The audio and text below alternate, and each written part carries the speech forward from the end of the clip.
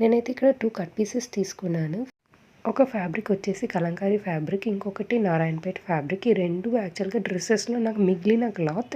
So, ఏదో ఒకటి డిఫరెంట్‌గా ట్రై చేద్దామని ఇలా బ్లౌజ్ స్టిచ్ చేద్దామని చేశాను. అండ్ నారాయణపేట్ ఫ్యాబ్రిక్ ప్లెయిన్ ఉంది కాబట్టి దానిపైన ఎంబ్రాయిడరీ వర్క్ చేశాను కొంచెం హైలైట్ చేయడానికి.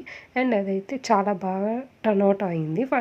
ఫైనల్ లుక్ అయితే చాలా బాగా వచ్చింది. మిర్రర్ వర్క్ ఏసాక నాకెందుకో ఇన్‌కంప్లీట్ అనిపించింది. సో, చుట్టీలా ఒక డిజైన్ అయితే ఏసాను. అదైతే చాలా బాగా వచ్చింది. ఎంబ్రాయిడరీ వర్క్ కంప్లీట్ అయ్యాక నేను కటింగ్ అండ్ స్టిచ్చింగ్ స్టార్ట్ చేసేసాను. హ్యాండ్స్‌కి కూడా కొంచెం ఏదైనా హైలైట్ చేద్దామని చిన్న పట్టీలాగా ఏసాను. అండ్ ఆ పట్టీకి కూడా నేను ఎంబ్రాయిడరీ వర్క్ చేశాను. అండ్ దానివల్ల కంప్లీట్ బ్లౌజ్ లుక్కే చేంజ్ అయిపోయింది. సీరియస్‌లీ మొత్తం బ్లౌజ్ కొంచెం డిఫరెంట్ అనిపించింది. ఓకే, నేను చేయాలనుకుంది ఇట్లానే కదా, కొంచెం డిఫరెంట్‌గానే అనిపించింది. చాలా బాగుంది.